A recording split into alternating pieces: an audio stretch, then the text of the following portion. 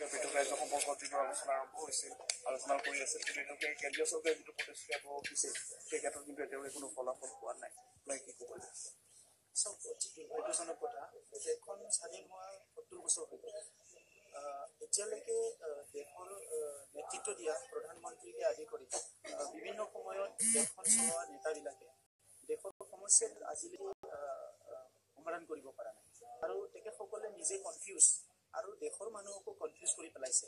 চ' আজিৰ তাৰিখত যিটো ৰাজনীতি হৈ আছে ভাৰতবৰ্ষত, ৰাজ্যত হওক বা কেন্দ্ৰত হওক, অকল তেখেতসকলে ডেভেলপমেণ্টৰ কথা কৈ আছে, আৰু সেই ডেভেলপমেণ্টটো অকল ইকনমিক ডেভেলপমেণ্ট। চ' দেশ এখন যদি আগবাঢ়ি যাব লাগে, সমাজ এখন যদি আগবাঢ়ি যাব লাগে, অকল ইকনমিক ডেভেলপমেণ্টৰ প্ৰক্ৰিয়াৰে আগবাঢ়ি যাব নোৱাৰে।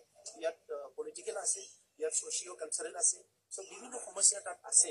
চ' সেই সমস্যাখিনি এড্ৰেছ কৰিব পৰাৰ কাৰণে আজিলৈকে দেশখনে কোনো পলিচি ল'ব পৰা নাই, আৰু বিশেষকৈ যিটো এছপিৰেশ্যন, যিটো ৰিজনেল এছপিৰেশ্যন, যিটো কমিউনিটি এছপিৰেশ্যন, যিটো চিটিজেনছৰ এছপিৰেশ্যন, সেইটো মিট কৰাৰ কাৰণে আজিলৈকে তেখেতসকলে প্ৰেগমেটিক এটা পলিচি লৈ পেলাই আগবাঢ়িব পৰা নাই।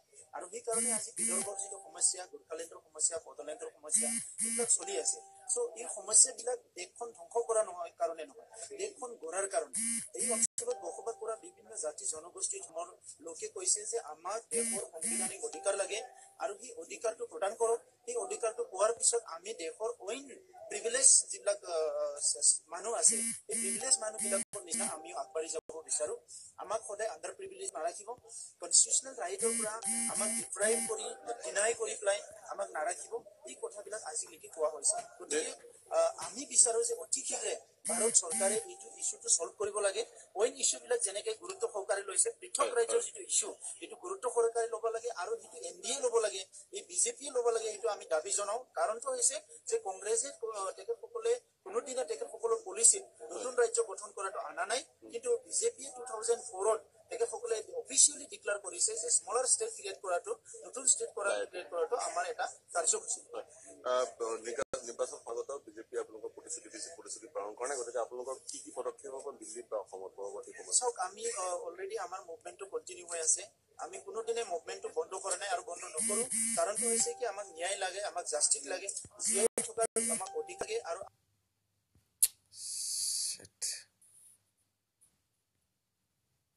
আমাক অধিকাৰ লাগে, আৰু আমাৰ যিখিনি অস্তিত্ব এইটো ৰক্ষা কৰা, আমাৰ ভূমি ৰক্ষণাবেক্ষণ দিয়া, আমাৰ যিটো ভাষা সংস্কৃতি ৰক্ষণাবেক্ষণ দিয়াৰ এই ব্যৱস্থাটো লাগে, আৰু সেই ব্যৱস্থাটো অনলি ষ্টেট ক্ৰিয়েশ্যনৰ দ্বাৰা এইটো সম্ভৱ হয়। তো সেইকাৰণে আমি যেতিয়ালৈকে নহয় এইটো সংগ্ৰামটো চলাই থাকিম।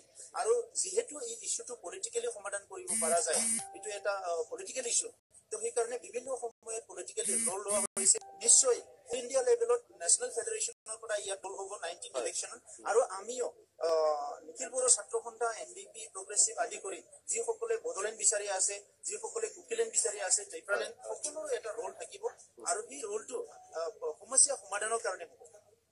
যি মানচিত্ৰ আপোনালোকে আজি প্ৰদৰ্শন কৰিছে ডাইচত, সেই মানচিত্ৰত যি প্ৰস্তাৱিত মানচিত্ৰ, সেই মানচিত্ৰ কিন্তু পৃথক ৰাজ্যত পূৰ্বতে আপোনালোকে 50% অসমক সামৰিলে, এবাৰ কিন্তু সামৰা নাই। গতিকে ডিভাইড আছাম 50-50 এতিয়া নহয় নেকি? অকল বড়োলেণ্ডত আছে, বৰ্তমানৰ BTAD অঞ্চলত আপোনালোকৰ পৃথক বড়ো ৰাজ্য নহয়।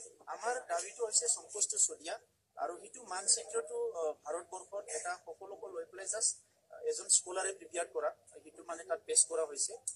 অফিচিয়েলি এইটো NFNSৰ আমি ৰেজলিউশ্যন পাছ কৰি লোৱা নাই।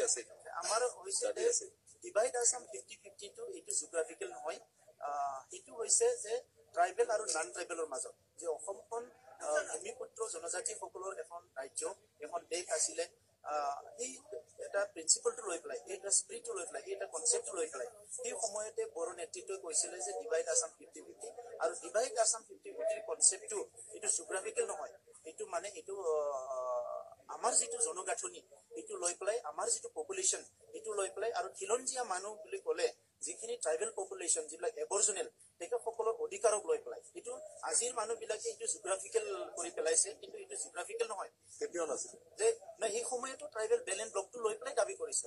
আজিও যিটো ট্ৰাইবেল বেলেঞ্চ ব্লক, অসমত 47 ট্ৰাইবেল বেলেঞ্চ ব্লক আছে, ইয়াৰ ভিতৰত ব্ৰহ্মপুত্ৰৰ উত্তৰ পাৰত সংকোচটো চলিয়া যিখিনি ট্ৰাইবেল বেলেঞ্চ ব্লক আছে, আৰু ইয়াৰ এডজইনিং যিবিলাক এৰিয়া আছে য'ত ট্ৰাইবেল সকলে আজি বসবাস কৰি আছে, সেই সময়তে কোনো ইয়াত মানে নন ট্ৰাইবেল মানুহবিলাক নাছিলে, সেই সময়তে কোনো প্ৰব্ৰজনকাৰী নাছিলে।